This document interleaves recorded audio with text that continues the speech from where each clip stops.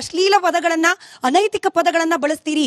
RSS ಸಂಘಟನೆಗೆ BJP ನಾಯಕರು ಮಾಡ್ತಾ ಇರುವ ಅವಮಾನ ಅಲ್ದಲೆ ಇದು ಏನು ಅಂತ ಹೇಳಿ. ಯಾವುದೋ ಒಂದು ಉದಾಹರಣೆ ತೆಗೆದುಕೊಂಡ್ಬಿಟ್ಟು ಬಿಜೆಪಿ ಅಂದ್ರೆ ಹೀಗೆ, ಸಂಘ ಅಂದ್ರೆ ಹೀಗೆ. ನಾನು ಬಿಜೆಪಿಯನ್ನು ಹೇಳಿಲ್ಲ ಸರ್, ಬಿಜೆಪಿಯ ಕೆಲ ನಾಯಕರು ಯಾರೆಲ್ಲ RSS ನ ಬಲದಿಂದ ಗೆದ್ರು ಅವ್ರ ಬಗ್ಗೆ ಮಾತಾಡ್ತೀನಿ. ಆಯ್ತು, ಉದಾಹರಣೆ ಪ್ರೂವ್ ಆಯ್ತಾ? ಈಗ ಉದಾಹರಣೆ ಭ್ರಷ್ಟಾಚಾರ ಅಂತ ಹೇಳಿದ್ರು. ಭ್ರಷ್ಟಾಚಾರದಲ್ಲಿ ಪ್ರೂವ್ ಆಗಿರೋದು ಒಂದು ಇನ್ಸಿಡೆಂಟ್ ಕೊಡಿ. ಅಂದ್ರೆ ಜೈಲಿಗೆ ಹೋಗಿ ಬಂದಿದ್ದೇನಲ್ಲ, ಪ್ರೂವ್ ಆಯ್ತಾ? ಯಡಿಯೂರಪ್ಪನವ್ರ ಬಗ್ಗೆ ಪುಂಖಾನುಪುಂಖವಾಗಿ ಮಾತಾಡಿದ್ರು. ಏನಾಯ್ತು? ಏನಾಯ್ತು? ಫಾರ್ ಎಕ್ಸಾಂಪಲ್, ಭ್ರಷ್ಟಾಚಾರ ಮಾಡಿ ಪ್ರೂವ್ ಆಗಿರುವಂಥವ್ರು ಕಾಂಗ್ರೆಸ್ನವರು. ನಿಮಗೆ ಅನೇಕ ಉದಾಹರಣೆಗಳಿದೆ ಮತ್ತು ಅಧಿಕಾರಕ್ಕೆ ಬಂದಿರತಕ್ಕಂಥದ್ದಿದೆ. ಉದಾಹರಣೆಗೆ ಇಡೀ ದೇಶದಲ್ಲಿ ಭ್ರಷ್ಟಾಚಾರದ ಸರಮಾಲೆಯನ್ನೇ ಮಾಡಿರ್ತಕ್ಕಂಥ ಕೇಂದ್ರ ಸರ್ಕಾರದಲ್ಲಿ ಏನು UPA ಸರ್ಕಾರ ಇತ್ತು, ಮನಮೋಹನ್ ಸಿಂಗ್ ಅವ್ರ ಸರ್ಕಾರ, ಭ್ರಷ್ಟಾಚಾರದ ಆರೋಪಗಳು ಅಂತ ಹೇಳಿದ್ರು ಸುರಿಮಳೆ. ಪರಿಣಾಮವಾಗಿ ಏನಾಯಿತು? 2 ಬಾರಿ ಅಫಿಷಿಯಲಿ ಆಪೋಸಿಷನ್ ಪಾರ್ಟಿ ಆಗಕ್ಕಾಗಲಿಲ್ಲ ಕಾಂಗ್ರೆಸ್. ಎಷ್ಟು 49 ಸೀಟು, ಆಮೇಲೆ 51 ಸೀಟು ಹಿಂಗೆ ಬರ್ತಿದ್ರು. ಆ ರೀತಿ ಭ್ರಷ್ಟಾಚಾರವನ್ನು ಮಾಡಿರ್ತಕ್ಕಂಥದ್ದು ಕಾಂಗ್ರೆಸ್ಸಿಂದು ಇತಿಹಾಸ ಇದೆ. ಕಾಂಗ್ರೆಸ್ ಅಂದ್ರೆ ಭ್ರಷ್ಟಾಚಾರ, ಭ್ರಷ್ಟಾಚಾರ ಅಂದ್ರೆ ಕಾಂಗ್ರೆಸ್. ಬೊಮ್ಮಾಯಿ ಸರ್ಕಾರದ ಬಗ್ಗೆನೂ ಹಾಗೆ ಹೇಳಿದರು, 40% ಕಮಿಷನ್ ಸರ್ಕಾರ. ನಿಮ್ಮ ಸರ್ಕಾರ ಏನೀಗ? ಈ ಮಂಜುನಾಥ್ ಅವರು, ಕಾಂಟ್ರಾಕ್ಟರ್ಸ್ ಅಸೋಸಿಯೇಷನ್ ಪ್ರೆಸಿಡೆಂಟ್ ಮಂಜುನಾಥ್ ಅವರು ಹೇಳಿದಾರಲ್ಲ, ನಿಮ್ಮ ಪತ್ರ ಬರೆದಿದ್ದಾರೆ, ನಮಗೆ 60% ಕಮಿಷನ್ ಕೇಳ್ತಾ ಇದ್ದಾರೆ. ಏನು ಹೇಳ್ತಾ ಇದ್ದೀರಿ ಈಗ? ನೈತಿಕ ಹೊಣೆ ಹೊತ್ತು ಸಿದ್ದರಾಮಯ್ಯ ಅವರು ರಾಜೀನಾಮೆ ಕೊಡ್ತಾರಾ? ಸರಿ, ನೀವು ಭ್ರಷ್ಟಾಚಾರ ಅವರ ಬಗ್ಗೆ ಏನು ಲೆಟರ್ ಬರ್ದಿದ್ದಾರೆ ಪ್ರೈಮ್ ಮಿನಿಸ್ಟರ್ಗೆ ಅನ್ನೋದು ಒಂದೇ ಒಂದು ಇಟ್ಕೊಂಡ್ಬಿಟ್ಟು ಬಿಜೆಪಿ ವಿರುದ್ಧ ನೀವು ಮಾತಾಡಿದ್ರಿ. ಇವತ್ತು ಕಾಂಟ್ರಾಕ್ಟರ್ಸ್ ಅಸೋಸಿಯೇಷನ್ ಪ್ರೆಸಿಡೆಂಟ್ ಮಂಜುನಾಥ್ ಅವ್ರು ಪತ್ರ ಬರ್ದಿದ್ದಾರೆ. ಇದಕ್ಕೆ ಭ್ರಷ್ಟಾಚಾರಕ್ಕಿಂತ ಇದಕ್ಕಿಂತ ತಾಜಾ ಉದಾಹರಣೆ ಬೇಕಾ? ಸರಿ, ನೀವು ಭ್ರಷ್ಟಾಚಾರದ ಬಗ್ಗೆ ಮಾತನಾಡಿದ್ರಿ, ಸಂಸ್ಕೃತಿ ಸಭ್ಯತೆ ಬಗ್ಗೆ ಕೂಡ ನಾನು ಪ್ರಶ್ನೆ ಕೇಳಿದೆ. ಬೇರೆಯವ್ರ ಉದಾಹರಣೆ ಬಿಡಿ, ನಿಮ್ಮದು ಹಾಗೆ CT ರವಿ ಅವರದೇ ಉದಾಹರಣೆ ತಗೊಂಡು ನಾನು ಪ್ರಶ್ನೆ ಕೇಳ್ತೀನಿ. CT ರವಿ ಅವರು ಪ್ರಾಸ್ಟಿಟ್ಯೂಟ್ ಅನ್ನೋ ಪದ ಬಳಕೆ ಮಾಡ್ಬಿಟ್ರು ಅನ್ನೋದು ಇದೇನ RSS ಕಲ್ಸ್ಕೊಡುವ ಸಂಸ್ಕೃತಿ ಸಭ್ಯತೆ? ಪೂರ್ತಿ ಪ್ರಶ್ನೆ ಕೇಳ್ಬಿಡ್ತೀನಿ ನಿಮ್ಮ ಬಗ್ಗೆ. ಒಬ್ಬ DC ಪಾಕಿಸ್ತಾನ ಕೇವಲ ಆಕೆಯ ಧರ್ಮವನ್ನ ಆಧಾರವಾಗಿಟ್ಕೊಂಡು ಇದೇ ನೆಲದಲ್ಲಿ IPS IAS ಮಾಡಿದವರನ್ನು ಕೂಡ ನೀವು ಪಾಕಿಸ್ತಾನಿನ ಅಂತ ಪ್ರಶ್ನೆ ಕೇಳ್ಬಿಡ್ತೀರಿ.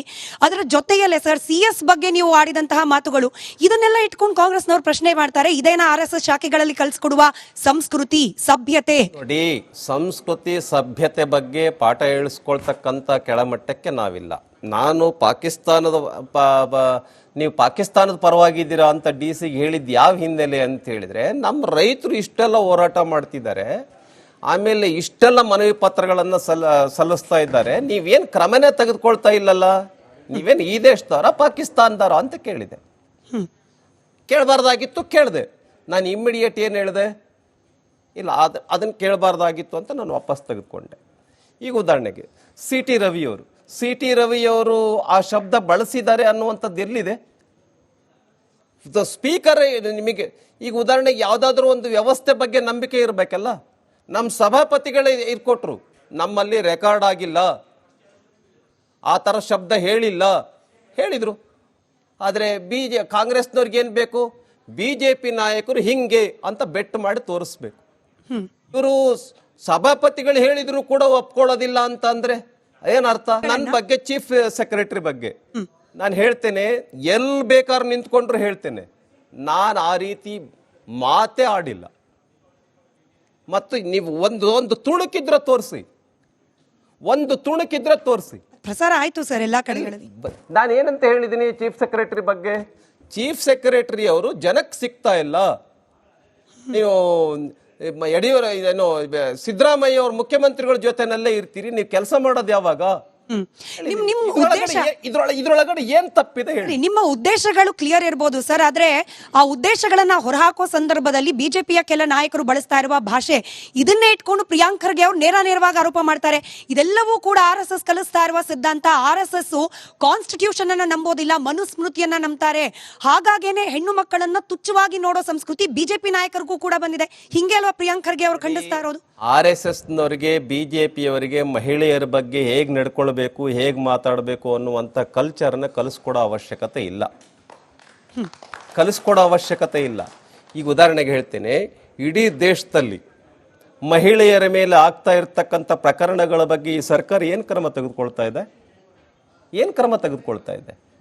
ಹಾಗಾಗಿ ಮಹಿಳೆಯರ ರಕ್ಷಣೆ, ಮಹಿಳೆಯರ ಸುರಕ್ಷತೆ ಈ ವಿಷಯದ ಬಗ್ಗೆ ಮುಂಚೆಯಿಂದನೂ ಕೂಡ ನಾವು ಆಸ್ಥೆಯನ್ನು ವಹಿಸಿ ಶ್ರದ್ಧೆಯನ್ನು ವಹಿಸಿ ಕೆಲಸ ಮಾಡ್ತಾ ಇರ್ತಕ್ಕಂಥ ಸಂಘಟನೆಗಳು ನಮ್ಮವು.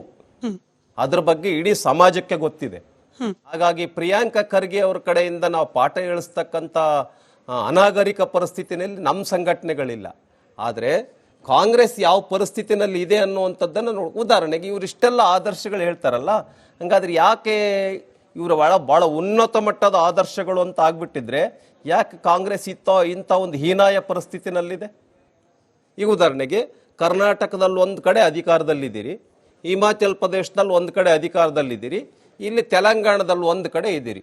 ನೀವೆಲ್ಲ ಹರಿಶ್ಚಂದ್ರರೇ, ನೀವು ಭ್ರಷ್ಟಾಚಾರದಲ್ಲಿ ಮುಳುಗಿಲ್ಲ, ಮಹಿಳೆಯರು ಅಂತೇಳಿದ್ರೆ ದೇವತೆ ಥರ ನೋಡ್ತೀರಿ ಅಂತ ಆಗಿದ್ರೆ ನಿಮಗೆ ಇಡೀ ದೇಶದಲ್ಲಿ ನಿಮ್ಮನ್ನು ಗೆಲ್ಲಿಸ್ಬಿಟ್ಟು ಪೀಠದ ಮೇಲೆ ಕೂರಿಸ್ಬೇಕಾಗಿತ್ತಲ್ಲ. ಯಾಕೆ ಈ ಥರದ ಹೀನಾಯ ಪರಿಸ್ಥಿತಿನಲ್ಲಿ ಕಾಂಗ್ರೆಸ್ ಇದೆ? ಇದ್ರ ಬಗ್ಗೆ ಪ್ರಿಯಾಂಕಾ ಖರ್ಗೆ ಏನು ಹೇಳ್ತಾರೆ? ಇದ್ರ ಬಗ್ಗೆ ನಮ್ಮ ಮಲ್ಲಿಕಾರ್ಜುನ್ ಖರ್ಗೆ ಅವ್ರು ಏನು ಹೇಳ್ತಾರೆ? ಸಿದ್ದರಾಮಯ್ಯ ಅವ್ರು ಏನು ಹೇಳ್ತಾರೆ? ರಾಹುಲ್ ಗಾಂಧಿ ಅವ್ರು ಏನು ಹೇಳ್ತಾರೆ? ಯಾಕೆ ಅಲ್ಲಿ RJD ನಿಮ್ಮನ್ನು ಕೈಬಿಟ್ಟು ಹೋಗಿದ್ದಾರೆ ಬಿಹಾರದಲ್ಲಿ? ನೀವು ಭಾಳ ಒಳ್ಳೆಯವರು, ಕಾಂಗ್ರೆಸ್ ಭಾಳ ಒಳ್ಳೆಯದು, ಈ ದೇಶದಲ್ಲಿ ಸಂಸ್ಕೃತಿ ರಕ್ಷಣೆ ಮಾಡೋ ಕೆಲಸ ಮಾಡ್ತಾ ಇದೆ, ಈ ದೇಶದಲ್ಲಿ ಭ್ರಷ್ಟಾಚಾರ ಇಲ್ಲದೆ ಇರ್ತಕ್ಕಂಥ ಆಡಳಿತವನ್ನು ಕೊಟ್ಟಿದ್ದಾರೆ. ಯಾಕೆ ನಿಮ್ಮನ್ನು ಇಡೀ 30 ರಾಜ್ಯಗಳಲ್ಲಿ 3 ರಾಜ್ಯಗಳಲ್ಲಿ ಸೀಮಿತ ಮಾಡಿದ್ದಾರೆ? ಇದನ್ನು ಆತ್ಮಾವಲೋಕನ ಮಾಡ್ಕೊಳ್ಳಿ ಪ್ರಿಯಾಂಕಾ ಖರ್ಗೆ ಅವರೇ. ಹೋಗಿ ಬಿಹಾರದಲ್ಲಿ ಪಾರ್ಟಿ ಕಟ್ಟಿ, ಹೋಗಿ ವೆಸ್ಟ್ ಬೆಂಗಾಲಲ್ಲಿ ಪಾರ್ಟಿ ಕಟ್ಟಿ. ಬೇಡ, ನಿಮ್ಮ ಕಲಬುರ್ಗಿನಲ್ಲಿ ಏನು ಪರಿಸ್ಥಿತಿ ಇದೆ, ಎಷ್ಟು ಪ್ರಕರಣಗಳಾಗಿದೆ. ಭಾಗ್ಯವತಿ ಅಂತ ಹೇಳಿ ಆತ್ಮಹತ್ಯೆ ಮಾಡ್ಕೊಂಡ್ಲಲ್ಲ ಒಬ್ಬ ಲೈಬ್ರರಿಯನ್, ಮಹಿಳೆ ಬಗ್ಗೆ ಭಾಳ ಗೌರವ ಕೊಡ್ತೀರಲ್ಲಪ್ಪ ಮಿಸ್ಟರ್ ಪ್ರಿಯಾಂಕಾ ಖರ್ಗೆ ಸಾಹೇಬ್ರೆ. ಯಾಕೆ ಆತ್ಮಹತ್ಯೆ ಮಾಡ್ಕೊಂಡ್ರು? ನಾನು ಪ್ರಿಯಾಂಕಾ ಖರ್ಗೆ ಅವ್ರಿಗೆ ಹೇಳೋದಕ್ಕೆ ಬಯಸ್ತೀನಿ, ಅವ್ರ ಮನೆಗೆ ಹೋಗಿ ಬಂದರೆ ನೀವು ಆ ಕಲ್ಚರ್ ಇದೆಯಾ ನಿಮಗೆ? ನೀವು ಮಹಿಳೆ ಬಗ್ಗೆ ಭಾಳ ಸಭ್ಯರಂಗೆ ಮಾತಾಡ್ತಿರಲ್ಲ. ಆ ಭಾಗ್ಯವತಿ ಅಂತಕ್ಕಂಥ ಒಬ್ಬ ಮಹಿಳೆ 3 ವರ್ಷದಿಂದ ಸ್ಯಾಲ್ರಿ ಬಂದಿಲ್ಲ. ಇದಾ ನೀವು ಮಹಿಳೆಗೆ ಕೊಡೋವಂಥ ಗೌರವ?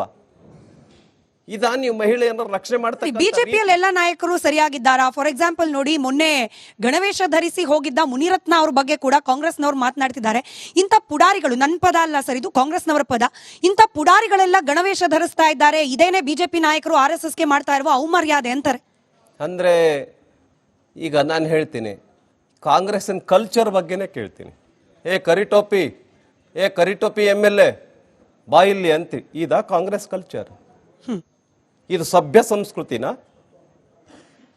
ಅವ್ರಿಗೆ ಹೆಸರಿಲ್ವಾ? ಶಾಸಕರಿಗೆ ಹೆಸರಿದೆಯಾ? ಇಲ್ಲ. ಮತ್ತು ನೀವು ಹೋಗಿರೋ ಕಾನ್ಸ್ಟಿಟ್ಯೂನ್ಸಿ ಯಾವುದು?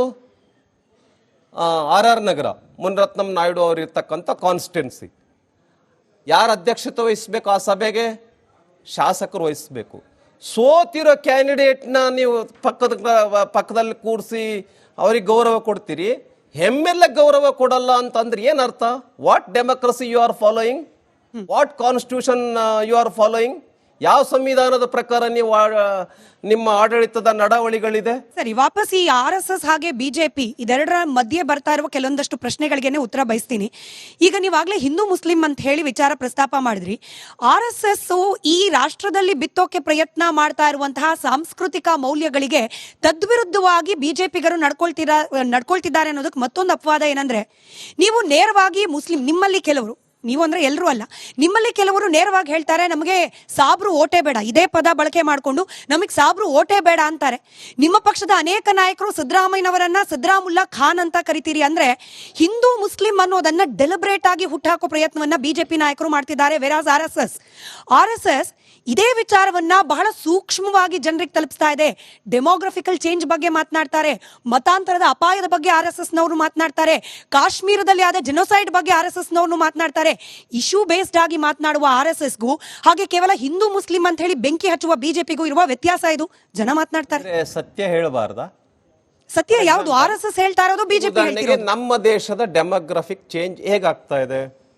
ಫಾರ್ ಎಕ್ಸಾಂಪಲ್ ಹೇಳ್ತೇನೆ, ಜಮ್ಮು ಕಾಶ್ಮೀರದ ಡೆಮೋಗ್ರಫಿ ಹೇಗಿದೆ, ವೆಸ್ಟ್ ಬೆಂಗಾಲ್ನ ಅಂದರೆ ನನಗೆ ಇನ್ನೂ ಜನಕ್ಕೆ ಕನ್ನಡ ಅರ್ಥ ಆಗಬೇಕು, ಕನ್ನಡ ವಿಷಯ ಸಂಪೂರ್ಣವಾಗಿ ಅರ್ಥ ಆಗಬೇಕು ಅನ್ನೋ ದೃಷ್ಟಿಯಿಂದ ಏನಿದೆ, ಅಲ್ಲಿನ ಜನಸಂಖ್ಯೆಯ ನೆಗೆಟಿವ್ ಪಾಸಿಟಿವ್ ಹೇಗಿದೆ, ಜಮ್ಮು ಕಾಶ್ಮೀರದಲ್ಲಿ ಹೆಂಗಿದೆ, ವೆಸ್ಟ್ ಬೆಂಗಾಲ್ನಲ್ಲಿ ಹೆಂಗಿದೆ, ಬಿಹಾರದಲ್ಲಿ ಹೆಂಗಿದೆ, ಕರ್ನಾಟಕದಲ್ಲಿ ಹೆಂಗಿದೆ, ಮಹಾರಾಷ್ಟ್ರದಲ್ಲಿ ಹೆಂಗಿದೆ, ಇದನ್ನು ಸತ್ಯ ಹೇಳಬಾರ್ದಾ? ನಾವು ಹೇಳಿದ್ದೀವಿ, RSS ಹೇಳ್ತಾ ಇದೆ, ನಾವು ಹೇಳ್ತಾ ಇದ್ದೀವಿ ಏನಂತ. ಉದಾಹರಣೆಗೆ ನಮ್ಮ ದೇಶದಲ್ಲಿ ಹಿಂದೂಗಳ ಸಂಖ್ಯೆ ಕಡಿಮೆ ಆಗ್ತಾ ಇದೆ, ಮುಸಲ್ಮಾನರ ಸಂಖ್ಯೆ ಜಾಸ್ತಿ ಆಗ್ತಾ ಇದೆ.